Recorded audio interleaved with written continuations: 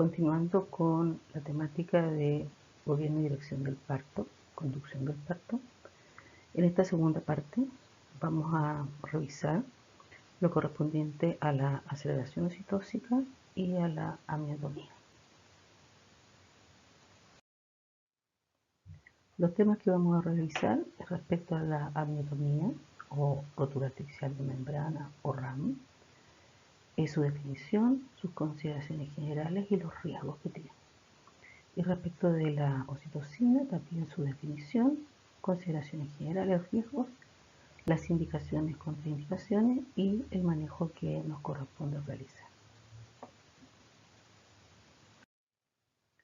Vamos a empezar por la amiotomía. Bueno, la amiotomía se define como la metódica a través de la cual se produce la rotura de las membranas en forma artificial, ¿ya?, a través de un tacto vaginal y con una pinza obviamente estéril, de tal manera que se genera una solución de continuidad y la presentación cefálica, la cabeza del feto, entra en contacto directo entonces con el cuello que quede y sobre todo con la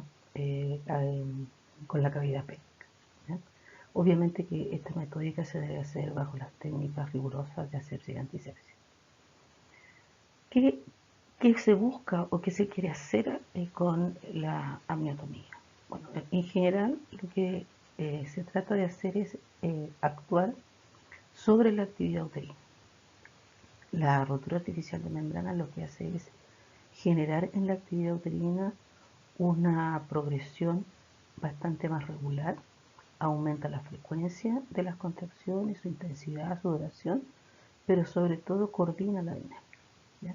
Por lo tanto, es un procedimiento que, si bien no se debe hacer de rutina, ¿ya?, si no existe la necesidad, se puede hacer cuando encontramos una actividad uterina que no es coordinada, es decir, no tiene una duración similar a las contracciones, ni esta se presenta en un intervalo de tiempo que sea más o menos semejante, es decir, no tiene una contracción uterina ni rítmica o una dinámica uterina ni rítmica ni regular.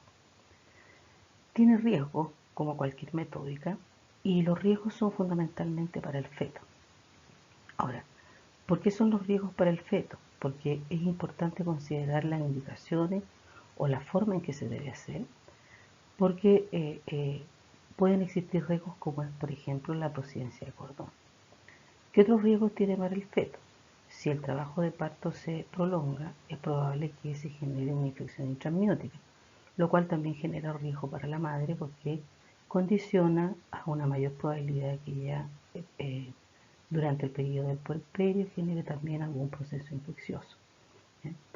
Y por lo tanto, siendo el riesgo mayor para el feto, hay que contemplar varios elementos al momento de hacer la rotura artificial de membrana. Y uno de ellos es que la presentación, y que siempre tiene que ser cefálica, ¿ya?, debe estar ocupando toda la cavidad pélvica, de tal manera que el líquido salga lentamente y en esa salida de líquido no arrastre el cordón por delante de la presentación, porque eso obviamente genera un riesgo de vida para el feto.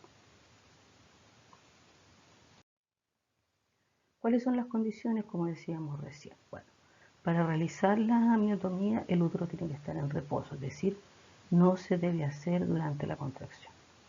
Por otro lado, se debe dejar que el líquido escurra lentamente para que no se produzca este arrastre del cordón por una cuestión física solamente, ¿ya? Y cerciorarse de que una vez que todo el líquido sale, la presentación está en la cavidad pélvica y que no hay ninguna parte del cordón ni por el lado de la presentación ni menos por delante, ¿ya?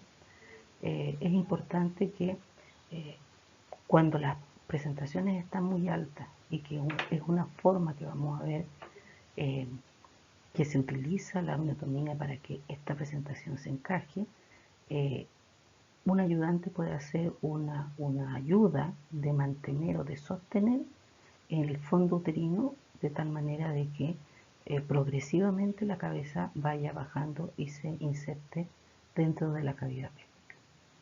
Es fundamental que se deben ocultar los latidos una vez que se ha producido la rotura artificial de membrana, de tal manera de que tengamos claridad de la condición fetal. Ocultar los latidos entonces antes y después de realizar la amniotomía.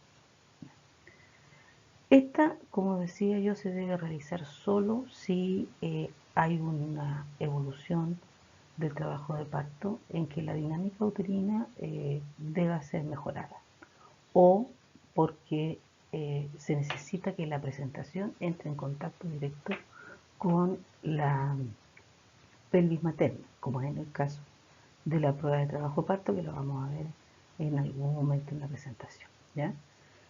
Y por lo tanto no es, como decía al inicio, una técnica que se debe hacer de rutina, ¿ya?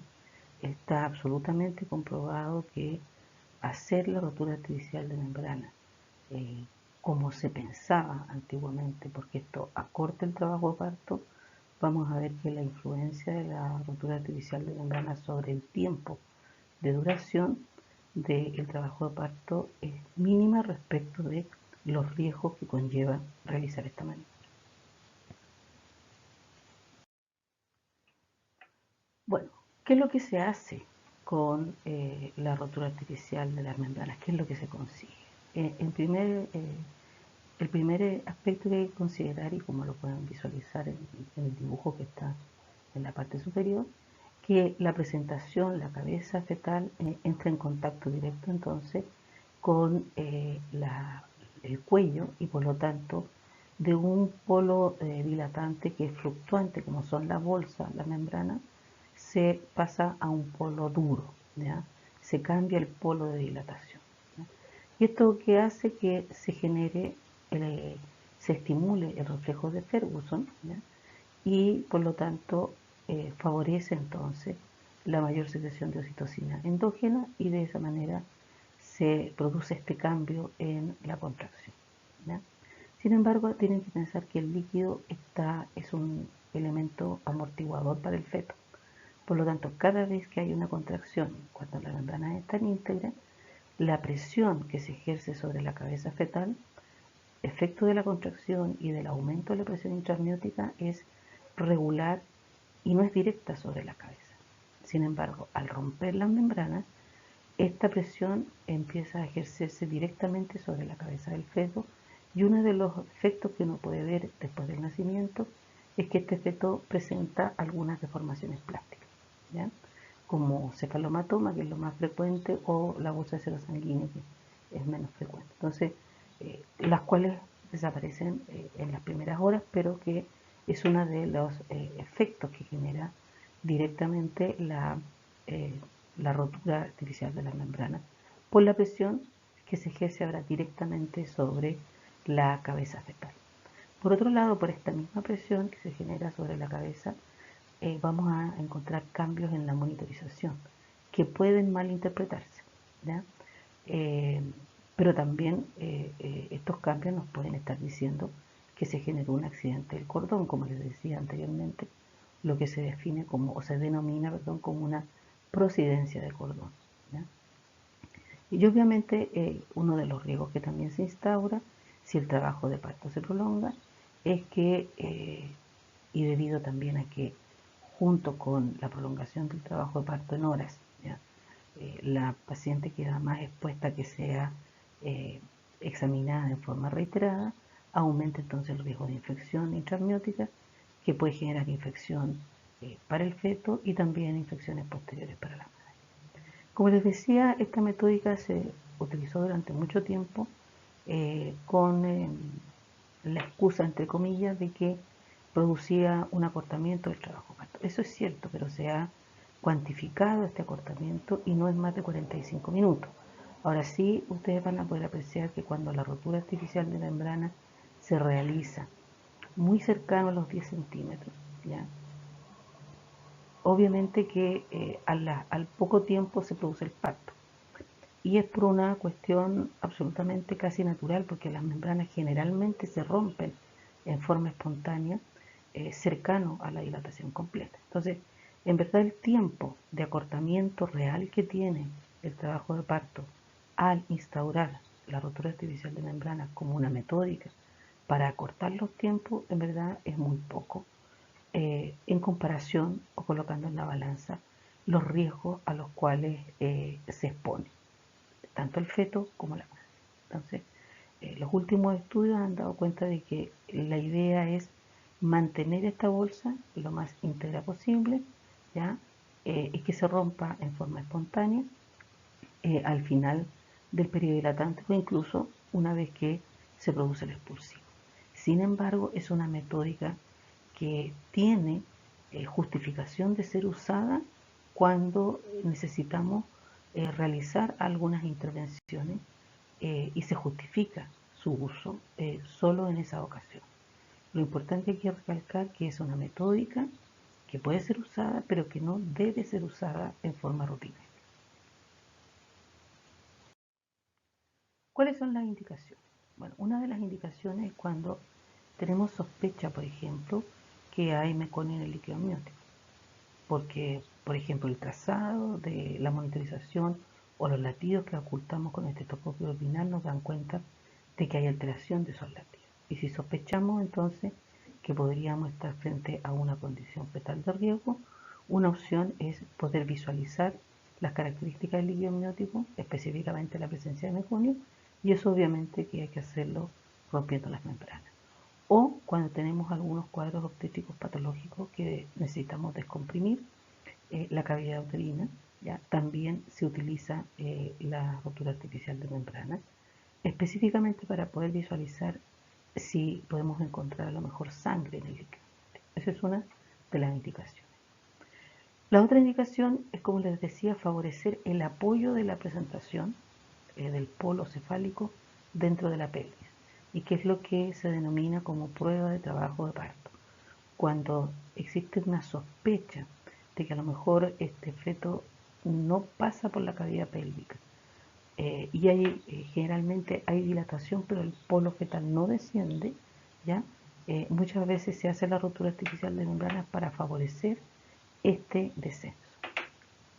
Y eso es lo que podemos decir que nos permite entonces utilizar esta técnica que debería casi utilizarse en forma bastante específica solo para hacer esta prueba, para dar un inicio a una prueba de trabajo parto, porque genera obviamente mejora en la actividad uterina y porque favorece el descenso de la presentación y que el polo fetal se coloque en contacto directo con la pelvis materna y podamos ver si realmente es capaz de traspasar este canal. ¿Cuáles serían las condiciones y las contraindicaciones para hacer la rotura artificial de membrana? Bueno, las condiciones, obvio que tiene que ser una presentación cefálica de vértice, ¿ya? Es la indicación o la condición fetal importante. Que esté en un trabajo de parto que ya esté establecido, ¿ya? Por lo tanto, se debería hacer, si se requiere, sobre los 5 centímetros, salvo que estemos frente a la opción de realizar una prueba de trabajo de parto, que muchas veces esta se hace con menos de 5 centímetros. Lo ideal y lo que se espera es que la presentación, cuando se haga la rotura artificial de membrana, ocupe toda la cavidad pélvica, no quede ningún espacio que permita, por ejemplo, la prosidencia de cordón. Por lo tanto, se debe realizar, si es que se va a realizar, cuando la presentación al menos esté en primer plano de host, no con presentaciones altas ni presentaciones que no estén ocupando toda la cavidad. Y obviamente en embarazos mayores de 37 semanas. Esas son las condiciones requeridas para hacer una rotura artificial de membrana dentro de un contexto de un gobierno y dirección, ¿ya? Si se va a hacer dentro de un contexto de prueba de trabajo parto, es probable que no cumplamos con los 5 centímetros y tampoco cumplamos con que esté la presentación en primer plano. De ahí las precauciones que hay que tener, ¿ya? Sin embargo, es porque se está utilizando una metódica, entre comillas, diagnóstica, para ver si ese feto es capaz de traspasar la cavidad pélvica. Pero en el contexto de gobierno y dirección del parto, si se va a utilizar como metódica, deberían cumplirse estas condiciones. ¿Cuáles serían las contraindicaciones? Bueno, una presentación distóxica. En una presentación con un polo podálico que podría decirse obviamente distóxica, no se debería hacer una rotura artificial de membrana, ¿ya? En embarazos de pretérmino de menos de 37 semanas, en fetos muertos, porque el objetivo de hacer la rotura artificial de membrana es cambiar el polo, un polo blando como es la bolsa por un polo duro como es la cabeza. Y generalmente cuando estamos frente a un parto, un feto muerto, el polo cefálico, la calota, está imbibida con una cantidad importante de líquido, por lo tanto se transforma en un polo blando, ¿ya? Por lo tanto no cumple con esa condición de cambiar el polo. Y obviamente con presentaciones altas, ¿ya? Porque se corre el riesgo de la procedencia de cordón. Eso es en relación a la rotura artificial de membrana. Vamos ahora en relación a la aceleración ocitósica. La aceleración ocitósica es una de las metódicas, yo diría, más importantes dentro de el manejo del gobierno y dirección del parto, ¿no? Es la metódica más utilizada. Lo que se hace es la administración de oxitocina endovenosa a través de una infusión, ¿ya? de una fluoroclisis, en que el fármaco se diluye en una cantidad determinada de suero fisiológico o suero ring, ¿ya? ¿Cuál es la forma en que actúa esta oxitocina exógena?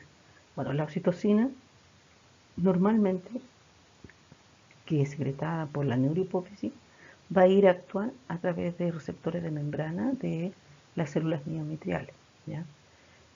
Y por lo tanto, si eso se produce en forma natural con la oxitocina endógena, también lo hace con la oxitocina exógena, ¿ya? ¿Y cuáles son los mecanismos que se describen para el actuar de la oxitocina? Fundamentalmente dos, ¿ya? Uno es que se genera una mayor secreción de fosfatidilinositol, que es un elemento necesario para la contracción, ¿ya? Porque el fosfatidilinositol lo que hace es favorecer, ¿ya?, la liberación de calcio a nivel intracelular. Y recuerden que para la contracción necesitamos calcio. Y por otro lado, lo que hace es abrir canales de calcio dependiente del voltaje. Entonces, esas son las dos formas o los mecanismos de acción que tiene la oxitocina, ¿ya?, de tal manera de favorecer y generar y mejorar la contracción uterina. ¿De qué manera vamos a considerar las dosis o la dosis que uno administra? En general son dosis que no generen ninguna alteración, tanto a nivel sistémico como a nivel local del útero, ¿ya? En general se dice que las dosis obstétricas, ¿ya?, o dosis bajas no generan ninguna alteración, ningún efecto vascular. Sin embargo, en dosis altas sí se describe que la oxitocina produce hipotensión. Por lo tanto, cuando colocamos cantidades importantes directo al torrente circulatorio de oxitocina, podemos generar un cuadro de hipotensión bien importante, ¿ya? La vida media que tiene la oxitocina es de 1 a 6 minutos, es decir, una vez que uno la administra, entre 1 a 6 minutos ya comienza a hacer efecto, ¿ya? Y obviamente que si es administrada por vía endovenosa, el efecto es inmediato. Si la administramos por vía intramuscular, tiene un periodo de tiempo para actuar un poco más largo, hasta 5 minutos, ¿ya?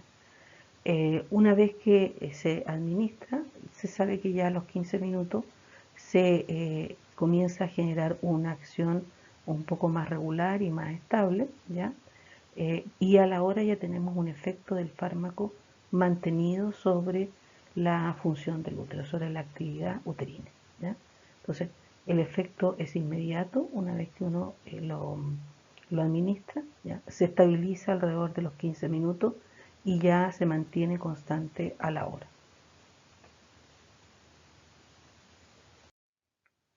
¿Cómo preparamos ahora la aceleración oxitóxica? Bueno, en relación a la preparación vamos a encontrar que la oxitocina viene en ampollas de un cc, 1 ml, ¿ya? Y dentro de esa ampolla tiene 5 unidades de oxitocina, 5 unidades internacionales de oxitocina. lo que es lo mismo que decir que tenemos 5.000 miliunidades de oxitocina. Esta ampolla de oxitocina, ¿ya? Se administra la oxitocina en una dosis inicial, siempre en cualquier paciente, en una dosis inicial de 1 a 2 mil unidades. ¿Por qué razón? Porque hay que conocer cuál va a ser la respuesta que tenga el útero de cada mujer hacia la oxitocina, ¿ya? Por lo tanto, siempre empezamos con la dosis mínima, que son 1 a 2 mil unidades. Ahora, actualmente se utilizan bombas de difusión continua porque eso hace que la cantidad de oxitocina que se está administrando sea más constante, ¿ya? Si uno lo hace solo con el conteo de las gotitas que bajan por la flegoclisis y cuenta las gotitas por minuto, puede ser bastante preciso, pero también por movilidad de la vía, este volumen de infusión puede cambiar, ¿ya? Entonces, lo que sí es importante considerar que esta bomba de infusión continua lo que hace el cálculo, y ya lo vamos a ver, es que el cálculo del volumen es cc hora, ¿ya? Por lo tanto hay que hacer la conversión que corresponde. Entonces, teniendo claro que la dosis inicial en cualquier gestante va a ser de 1 a 2 mil unidades, ¿ya? Vamos a tener que, independiente de el volumen en el cual coloquemos esta oxitocina, ¿ya? Siempre va a ser la ampolla, que son 5.000 mil unidades, y esta va a estar colocada o en 500 o en 1000 cc. Cuando nosotros regulemos el volumen que le va a pasar por minuto o el volumen que va a pasar por hora, entonces vamos a calcular qué volumen tenemos que colocar para pasar esta 1 a 2 mil unidades, ¿ya? Por lo tanto, no depende, no va a ser diferente, ¿ya? La concentración que nosotros tengamos en el matraz de suero. Siempre van a ser las mismas 5.000 mil unidades. La diferencia es que esas 5.000 mil unidades o van a estar en 500 cc o van a estar en 1000 cc. Va a depender un poco de la bomba de infusión continua que utilicemos, ¿ya? Por lo tanto, en base a esos volúmenes es que hay que calcular cuál es la cantidad de cc que hay que pasar por minuto o por hora para poder estar administrándole a la mujer 1 a 2 mil unidades. Veamos un ejemplo, porque esta cosa de las 1000 unidades siempre cuesta un poquito entender. Si queremos colocar 5 unidades internacionales o 5.000 mil unidades de oxitocina en el suero, lo primero que debemos hacer es tomar la ampolla, ¿cierto? Y colocarla a través de una jeringa en un suero, en un matraz de suero. Si lo colocamos en un matraz de suero de 500 cc, lo que vamos a obtener es que en un cc de esa solución de 500, ¿ya? Por cada cc de solución vamos a tener 10.000 unidades, ¿ya? Por cada cc de esa solución que tiene 5.000 mil unidades en 500 cc.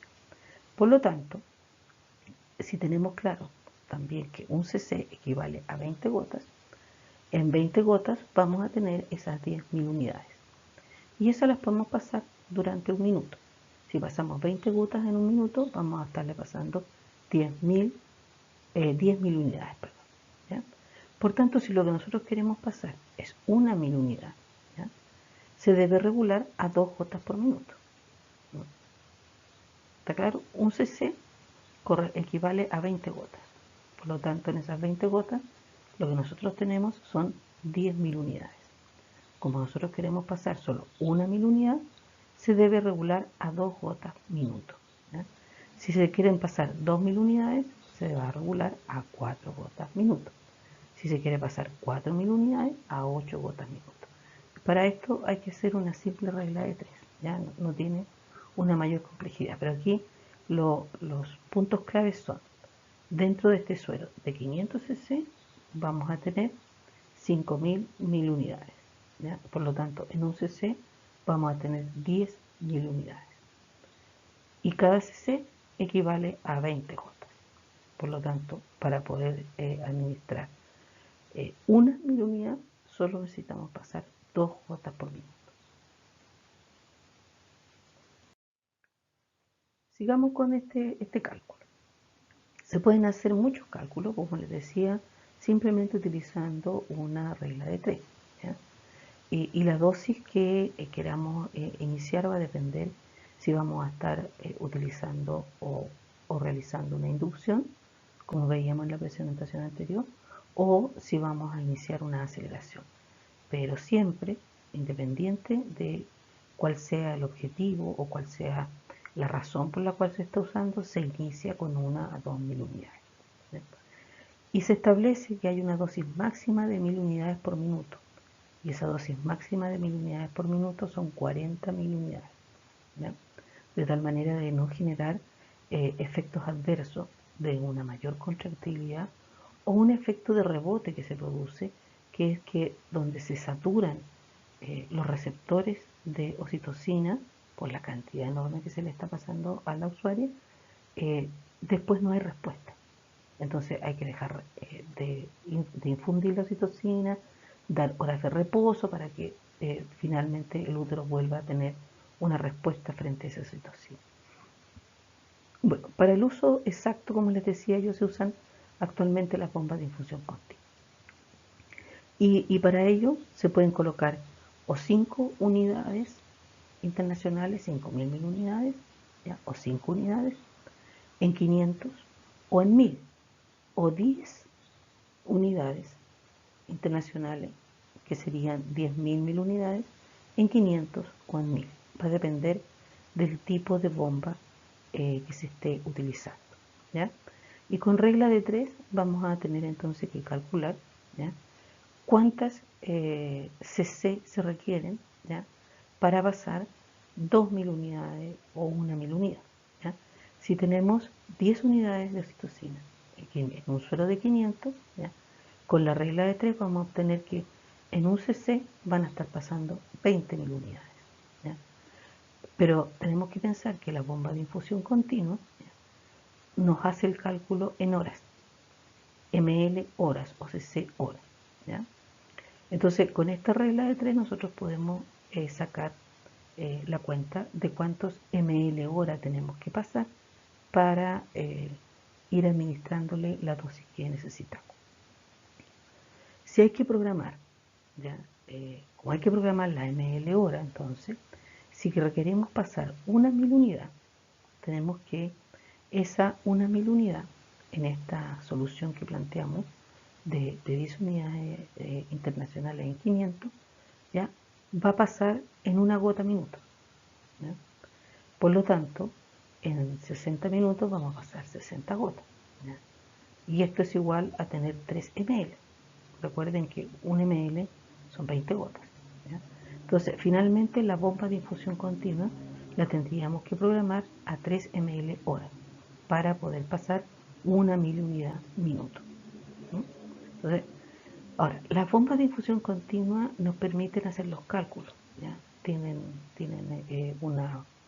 una forma de programarlas digitalmente, de tal manera de poder saber qué cantidad de oxitocina o de volumen horario tenemos que pasarle para administrar 1 o 2.000 unidades. ¿Ya? Aquí tenemos dos tipos de bomba de difusión continua. Si ustedes se fijan, el suero, ya con su bajada de suero, queda conectada a la bomba, ¿ya? Pero si se fijan, tienen todas las opciones de programar. Se programa la cantidad de ml hora, por lo tanto la cantidad de 1000 unidades minuto, ¿ya? Se programa un tiempo, ¿ya?, en cuánto tiempo queremos que pase el volumen, etc. ¿Ya? Tiene varias opciones de tal manera y hay varios modelos. Ustedes en los servicios van a encontrar diferentes modelos de estas bombas de difusión continua. La ventaja que tiene, como les decía, es que por el sistema que se utiliza, esta infusión es permanente, no varía el volumen que le estemos pasando de oxitocina a la paciente, lo cual es muy importante para el caso de la oxitocina. ¿Cuál es el manejo ahora que debemos hacer en una aceleración oxitocina? En general depende fundamentalmente de cuál es el objetivo. ¿Ya? La aceleración que nosotros vamos a hacer, acuérdense que aquí hay un trabajo de parto, por lo tanto estamos haciendo una aceleración oxitóxica. Tiene que ver en qué momento empezamos esta aceleración, por lo tanto cuál es la etapa del parto que la paciente está cursando, y eso nos va a determinar la cantidad de oxitocina que debamos administrar. Pero siempre empezamos con una o 2000 unidades. ¿Ya? Entonces vamos a tener que considerar primero cuál es la dinámica que la señora tiene, cuáles son las contracciones que la señora tiene. En general, cuando se inicia una aceleración oxitóxica es porque hay una dinámica incoordinada. ¿Eso qué significa? No tiene ni ritmo ni regularidad. Es decir, las contracciones se presentan a tiempos distintos y tienen duraciones distintas. ¿Ya? Por lo cual, una de las cosas que hace la oxitocina es coordinar esa actividad uterina. ¿Ya? Las hace más rítmicas, las hace más regulares. ¿Ya? Y por lo tanto, entonces nosotros tenemos que tener primero un conocimiento de cuál es la frecuencia de las contracciones que la señora tiene en 10 minutos, cuánto duran esas contracciones, y es fundamental cuál es el tono uterino que existe. Dependiendo de eso, entonces se va a indicar la aceleración oxitóxica, y que nosotros vamos a iniciar siempre con 1 o 2000 unidades, ¿ya? Pero el cómo la vayamos regulando va a depender de lo que queremos lograr, de lo que queremos cambiar, y en qué etapa del trabajo de parto está la paciente. Por lo tanto, es importante plantearse los objetivos de esta aceleración. Como veíamos, iniciamos siempre con 1 a 2000 unidades, y una vez que se inicia la aceleración oxitóxica, dijimos que el momento o el tiempo que demora en empezar a presentarse una dinámica, un cambio de la dinámica, y que ésta se estabiliza, ¿ya? Es dentro de los 15 minutos, y ya a la hora esta dinámica debería, o el efecto de la oxitocina debería ser constante. Entonces vamos a realizar una primera evaluación a los 30 minutos de iniciada la administración, y con esa misma periodicidad vamos a seguir controlando. Es decir, cada vez que estamos frente al control de una aceleración oxitóxica, los controles van a tener que hacerse cada 30 minutos y en forma manual, independiente que la paciente esté conectada a un monitor de cardiofetal, porque el monitor no nos va a dar cuenta de las características de la dinámica, sino que solo nos va a decir cuántas hay, pero no nos va a dar cuenta de las características de esta dinámica, de la intensidad de la contracción, de la duración de la contracción, ¿ya? Y por lo tanto, eso es un aspecto importante que hay que ir evaluando cuando uno está con una aceleración. Y sobre todo, el control manual nos permite ir evaluando el tono, ¿ya? Porque una de las cosas que hace la oxitocina es que en la medida que va aumentando el número de contracciones, es que también progresivamente, pero en forma lenta, va aumentando cada vez más un poquito el tono uterino. Entonces, la evolución de la administración va en directa relación con el objetivo. ¿Ya? Yo voy a tener una dosis planteada de inicio, 1 a 2000 unidades, y tengo claro cuál es mi objetivo, qué quiero lograr. Quiero aumentar la frecuencia y la duración de las contracciones, ¿ya? O quiero lograr que se regularicen. Por lo tanto, dependiendo de eso, es cómo voy a ir manejando el volumen que administro. Al iniciar entonces la aceleración, yo tengo mi objetivo. Yo tengo pocas contracciones, de baja duración, de baja intensidad, y además están irregulares. Entonces, si es así, significa que mi primer objetivo es aumentar el número de contracciones, por lo tanto la frecuencia en 10 minutos, pero además la duración de las contracciones. Puede que cuando yo inicie y haga el control a la media hora, solo conseguí que me aumentara el número de contracciones en 10 minutos, pero siguen siendo contracciones que duran poco, o de baja intensidad, si es que lo hacemos símil el tiempo a la intensidad. Como conseguí solo uno de los objetivos que yo quería, entonces aumento la dosis en un 50%. Es decir, si estaba pasando 2000 unidades, tengo que aumentar 1000 unidades más, y por lo tanto van a quedar pasando 3000 unidades. ¿No? Pero también cabe la posibilidad que a los 30 minutos yo no haya logrado nada de ninguno de mis dos objetivos, ni aumentar ni la frecuencia de contracción en 10 minutos, ni la duración de las contracciones. Entonces en ese caso tengo que doblar la dosis. Es decir, si inicié con 2000 unidades y a los 30 minutos no tuve ningún cambio, voy a tener que aumentar a 4000 unidades. ¿Ya? Y así consecutivamente, teniendo claro que el control lo debo hacer cada 30 minutos. ¿Ya? Voy a seguir duplicando si yo no tengo respuesta hasta llegar a 8000 unidades. Los primeros 30 minutos no hay nada, empecé con 2, llego a 4. A los siguientes 30 minutos no hay nada, tengo que doblar, por lo tanto ahí ya llego a 8. ¿Ya? Si es así, entonces, y si ahí después de estar en 8000 unidades no tengo tampoco respuesta, se va a seguir incrementando, ¿ya? De 2 y de 4000 unidades.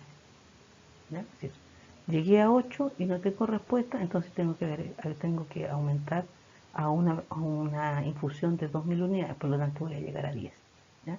Y así sucesivamente, teniendo claro que no debo sobrepasar las 40.000 unidades por minuto. En general, cuando uno ya está en 6.000 unidades, en 8.000 unidades, ya ha logrado en una conducción oxitóxica, en una aceleración oxitóxica, los objetivos que quería, que es generalmente aumentar el número de contracciones y la duración de estas contracciones. ¿Qué debemos ir evaluando cada vez que estamos haciendo una aceleración oxitóxica? Y vuelvo a recordarles que la evaluación es cada 30 minutos. Por lo tanto, constantemente vamos a estar evaluando los latidos cardíacos fetales. La mayoría de las veces estas pacientes están con conexión a una monitorización, ¿ya? Por los riesgos que tiene el uso de la oxitocina. Vamos a ir evaluando la frecuencia de las contracciones en 10 minutos y su duración, el tono uterino, cómo se está comportando el tono, y si ocurre alguna alteración, ya sea de los latidos o que se nos escape la cantidad de contracciones y en vez de llegar a tener las 4 a 5 que necesitamos, vamos con 6 contracciones. Recuerden que en la medida que aumenta el número de contracciones, el tiempo de reposo del útero en los 10 minutos es menor. Por lo tanto, va a empezar a haber una menor oxigenación para el feto. Si eso ocurre, lo primero que hay que hacer es suspender esta administración, empezar a administrar un suero solo, un suero Ringer, un suero fisiológico solo, aportando un volumen importante, ¿ya? Y colocar a la paciente en decúbito lateral izquierdo. Y por lo tanto, y mantener obviamente un control constante de los latidos cardíacos fetales y del tono uterino. De tal manera de que siempre hay que estar presente que una aceleración oxitóxica, cuando usamos esta metodología, tenemos riesgos, ¿ya? Que van a ser principalmente para el feto, pero también pueden ser para la madre.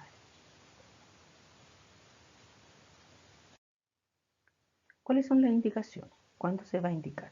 Obviamente cuando tengamos alteraciones de la dinámica, hipodinamia, es decir, bajo número de contracciones y de baja intensidad, bradisistolía, una contracción en 10 minutos, por ejemplo, y que no nos permiten que el trabajo de parto avance. ¿Ya? Una falta de descenso de la presentación porque las contracciones no son suficientes para empujar a este feto. Cuando vemos que los trabajos de parto, aunque decíamos que no hay horas límites para las pacientes, pero sí vemos que no avanza, o que el expulsivo, la señora llegó al expulsivo, tiene la dilatación completa, pero la potencia de las contracciones no permite que se elimine este feto. ¿Ya? Cuando hay rotura de membranas de muchas horas y este parto debe producirse, porque eso está poniendo en riesgo a la paciente. Cuando hay una prueba de trabajo parto, que lo vamos a revisar de forma muy concreta, o cuando tenemos que hacer un test de tolerancia a las contracciones, que también lo vamos a revisar. Y también se utiliza la oxitocina postparto, cuando el útero, una vez que se produjo el parto, no se retrae bien. Entonces se utiliza ya no como aceleración, ¿ya? Que genere contracciones, sino que se utiliza en dosis mayores como un retractor uterino. ¿ya? En el caso de la inercia uterina. ¿Cuáles son las contraindicaciones? Bueno, en parto pretérmino, pero es relativo, porque si tenemos un trabajo de parto pretérmino y ese niño tiene que nacer, no necesariamente tiene que ser por cesárea, puede ser por parto vaginal, y tenemos a veces que ese parto no se puede prolongar por muchas horas. También es relativo el antecedente a la cesárea. Durante mucho tiempo se dijo paciente con cesárea no utilizar oxitocina por el riesgo de la rótula uterina. Sin embargo, hay muchos estudios actualmente y con el uso de la bomba de difusión continua en que se puede regular muy exactamente la dosis a administrar, el antecedente cesárea pasa a ser una contraindicación relativa. Lo mismo que el sufrimiento fetal. Sabemos que cuando estamos con un sufrimiento fetal y existe la opción de un parto vaginal, que es la mejor opción más que la cesárea, ¿ya? También necesitamos tener contracción, ¿ya? Por lo tanto, también es una contraindicación relativa. Obviamente que es absoluta la hipertonía uterina, porque sabemos que la oxitocina va a generar un aumento del tono. En una patología que se produce también durante un trabajo parto, que es el desprendimiento prematuro de placenta normoinserta, es decir, que la placenta se desprenda antes que el feto nazca, es como si el alumbramiento se produjera antes de que se genere la salida del feto, y eso obviamente genera la muerte del feto. Cuando tenemos polisistolía, es decir, un número importante de contracciones, más de 6 contracciones en 10 minutos. Si tenemos el antecedente que la paciente tiene una hipersensibilidad al fármaco. Cuando hay una hipotensión severa, recuerden que en dosis altas genera hipotensión la oxitocina, pero si hay una hipotensión de base no podemos usarla ni siquiera en las dosis obstétricas, ¿ya? O cuando existe una desproporción cefalopélvica, lo cual también es relativo porque se puede utilizar en lo que vamos a ver, lo que es la prueba de trabajo de parto. Bueno, vamos a hacer en forma muy cortita una diferencia entre lo que es el test de tolerancia a las contracciones, que se usa oxitocina, y la prueba de trabajo de parto, que también se usa oxitocina. ¿Qué es el test de tolerancia a las contracciones? El objetivo del test de tolerancia a las contracciones es colocar al feto en situación de parto para ver cómo responde respecto de su condición de oxigenación. Por lo tanto, lo que se hace es evaluar la unidad fetoplacentaria. Esta es una prueba que incluso se hace sin que la mujer esté en trabajo de parto. Es una prueba que se hace por un par de horas hasta que uno consigue una cantidad de contracciones similares al trabajo de parto y ve cuál es la respuesta que es desde el punto de vista de oxigenación del feto. Y podemos tener dos formas de interpretarlo o de analizarlo. El test puede salir positivo o el test puede salir negativo. ¿Qué significa que salga positivo? Significa que nosotros instauramos la oxitocina, ¿ya? Se empezó a administrar, se administró en forma adecuada y se consiguió un número de contracciones similares a un trabajo de parto, es decir, 3 contracciones en 10 minutos, por un periodo de al menos 20 minutos, o en forma continua, encontrar la respuesta del feto en 20 contracciones. Va a ser positivo cuando en ese trazado se encuentran en desaceleraciones tardías, ¿ya? En el 50%. En el trazado de 20 contracciones, resulta que en 10 contracciones hay desaceleraciones tardías. Hay otros autores que son más estrictos y dicen que se presenten desaceleraciones en o al menos un 25%, ¿ya? Pero lo que interesa aquí es que esta paciente no está en trabajo de parto. Esta paciente está siendo sometida para poder saber si después va a poder tener un trabajo de parto, porque el feto va a ser capaz de soportar ese trabajo de parto. Por eso se llama un test de tolerancia a las contracciones. Es como los cardiólogos cuando usan el test de esfuerzo.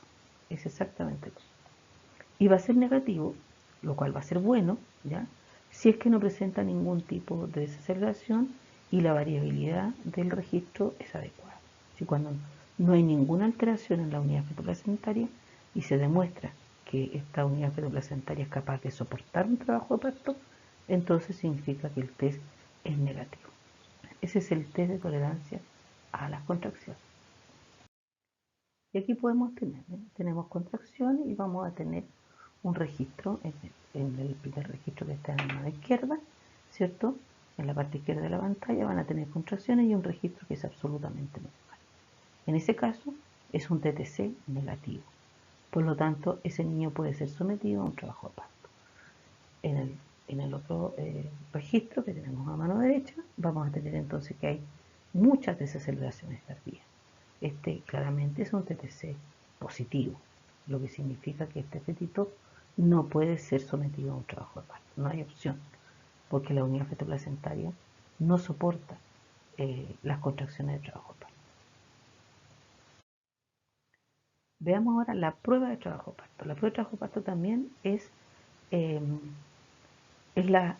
uso de la oxitocina, pero ya tenemos una paciente que está en trabajo de parto.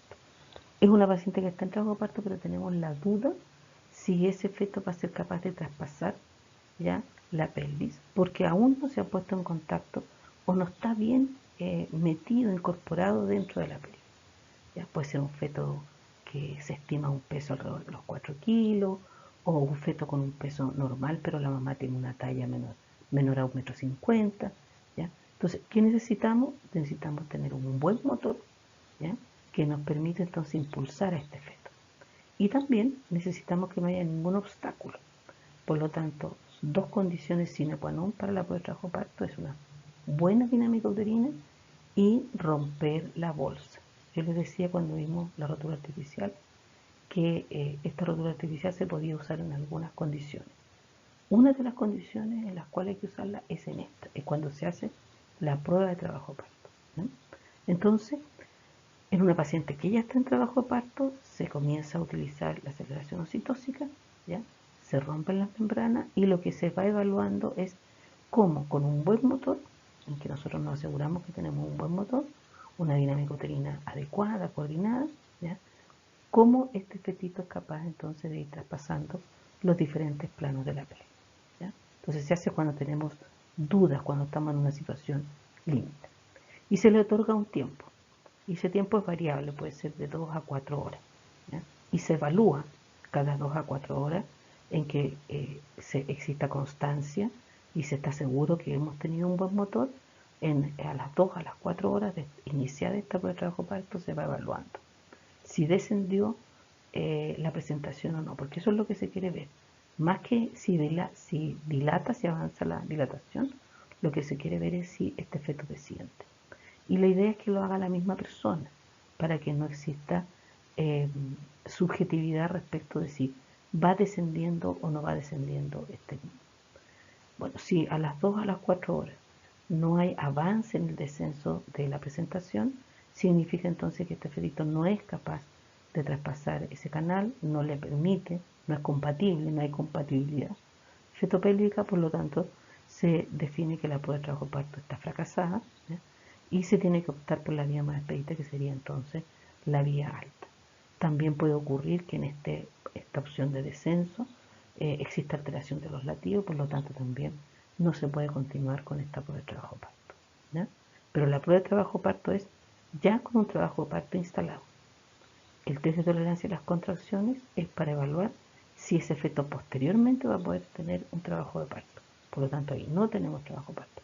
Aquí en la prueba de trabajo de parto sí hay, y lo que se intenta probar si ese feto es capaz de traspasar este canal.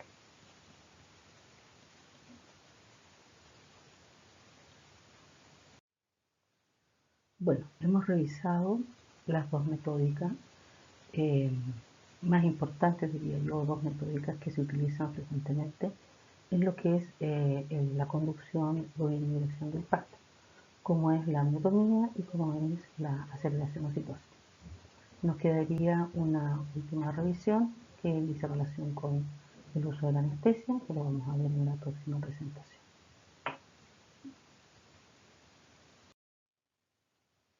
Acá les dejo las referencias bibliográficas y cualquier duda que tengan sobre esta presentación la pueden realizar en el foro. Gracias.